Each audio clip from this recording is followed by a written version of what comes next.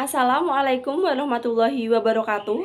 Perkenalkan, nama saya Indah Kumalasari dari kelas 12 MIPA 3, nomor absen 12. Di sini saya akan melakukan sebuah praktikum mengenai hukum Ohm.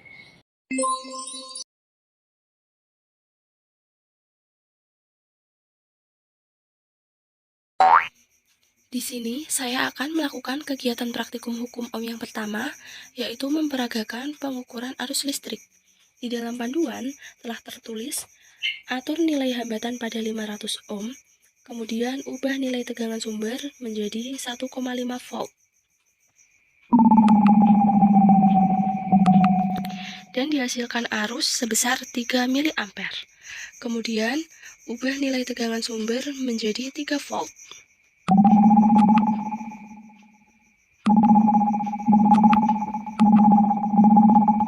Dan dihasilkan arus sebesar 6 mA. Kemudian, ubah nilai tegangan sumber menjadi 4,5 volt. Dan dihasilkan arus sebesar 9 mA. Kemudian, ubah nilai tegangan sumber menjadi 6 volt.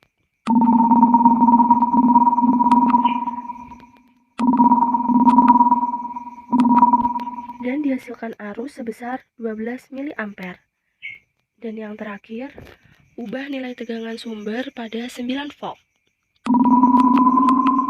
Sehingga dihasilkan arus sebesar 18 mA. Setelah melihat video praktikum hukum Ohm yang pertama, tentang memperagakan pengukuran arus listrik dan data percobaannya, sekarang kita menjawab pertanyaannya. Pertanyaan pertama, apa yang menjadi variabel terikat dalam percobaan ini? Jelaskan. Yang menjadi variabel terikat dalam percobaan ini yaitu arus listrik atau ampere. Karena arus listrik atau ampere merupakan variabel yang sedang diteliti dan dipengaruhi oleh variabel bebas. 2.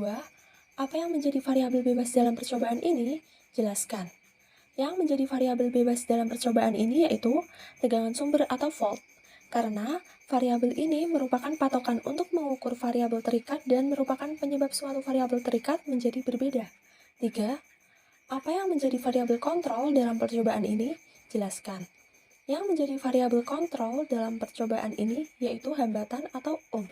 Karena hambatan atau ohm dikendalikan dan dibuat konstan sehingga menjadi pembanding tetap terhadap variabel yang diuji.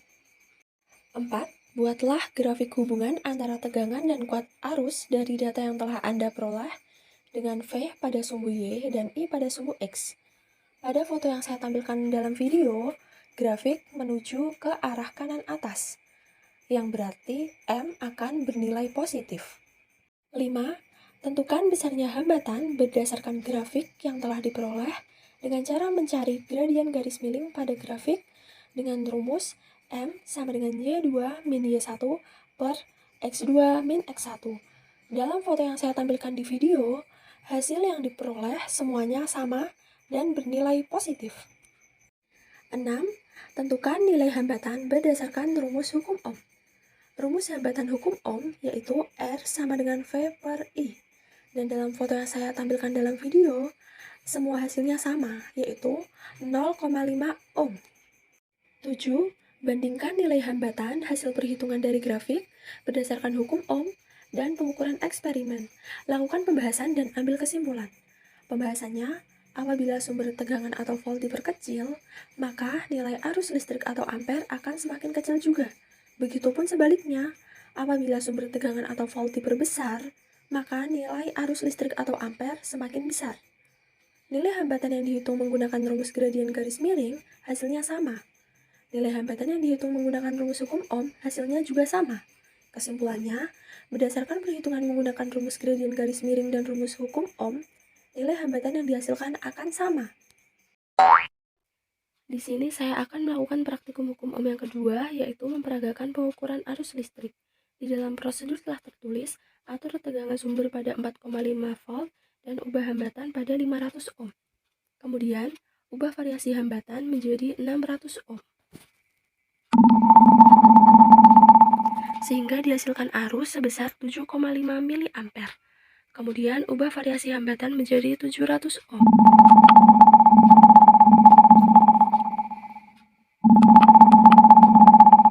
dan dihasilkan arus sebesar 6,4 mA. Kemudian, ubah variasi hambatan menjadi 800 ohm.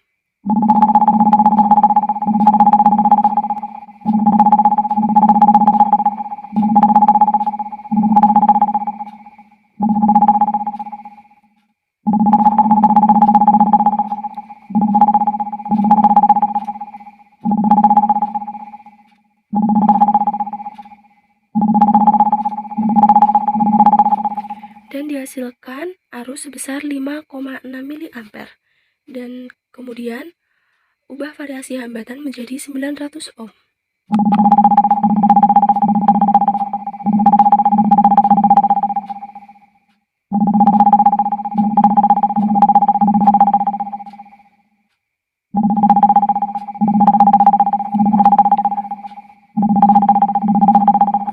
Dan dihasilkan arus sebesar 5 mA. Dan yang terakhir, ubah variasi hambatan menjadi 1000 ohm. Dan dihasilkan arus sebesar 4,5 mA.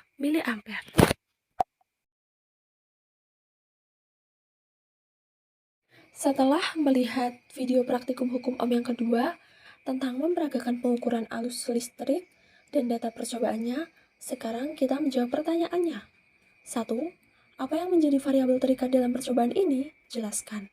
Yang menjadi variabel terikat dalam percobaan ini yaitu arus listrik atau ampere. Karena arus listrik atau ampere merupakan variabel yang sedang diteliti dan dipengaruhi oleh variabel bebas. 2. Apa yang menjadi variabel bebas dalam percobaan ini? Jelaskan. Yang menjadi variabel bebas dalam percobaan ini yaitu hambatan atau ohm. Karena hambatan atau ohm ini merupakan patokan untuk mengukur variabel terikat dan merupakan penyebab suatu variabel terikat menjadi berbeda. 3. Apa yang menjadi variabel kontrol dalam percobaan ini? Jelaskan.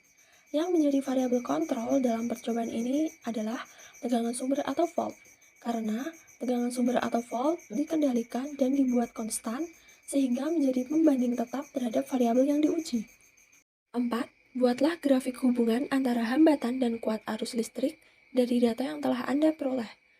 R pada sumbu Y dan I pada sumbu X. Pada foto yang saya tampilkan dalam video, grafiknya mengarah ke arah kiri atas, yang berarti nilai M akan bertanda negatif. 5. Tentukan besarnya tegangan berdasarkan grafik yang telah Anda peroleh menggunakan rumus gradien garis miring. Rumus gradien garis miring yaitu M sama dengan Y2 min Y1 per X2 min X1. Dalam foto yang saya tampilkan dalam video, semua hasilnya berbeda dan bernilai negatif. 6. Tentukan nilai tegangan berdasarkan hukum Ohm. Rumus tegangan hukum Ohm yaitu V sama dengan I dikali R.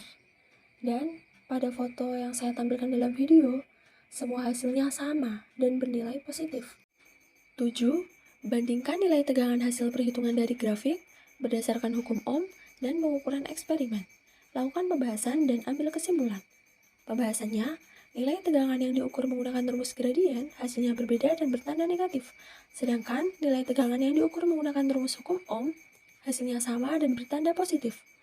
Kesimpulannya, nilai tegangan yang diukur menggunakan rumus gradien hasilnya berbeda, sedangkan nilai tegangan yang diukur menggunakan rumus hukum Ohm hasilnya sama. Sekarang kita melakukan analisis. Pertama, bagaimana hubungan antara tegangan dengan arus listrik? Hubungannya, semakin besar tegangan, semakin besar arus listrik. Semakin kecil tegangan, semakin kecil arus listrik. 2. Bagaimana hubungan antara hambatan dan arus? Hubungannya, semakin besar hambatan, semakin kecil arus. Semakin kecil hambatan, semakin besar arus. 3. Tuliskan secara matematis hubungan antara I, V, dan R. V sama dengan I dikali R. I sama dengan V per R. R sama dengan V per I. 4. Dikenal sebagai apakah pernyataan hubungan antara tegangan, hambatan, dan arus listrik? Dikenal dengan hukum Ohm. Sekian presentasi praktikum hukum Ohm dari saya. Semoga bermanfaat. Wassalamualaikum warahmatullahi wabarakatuh.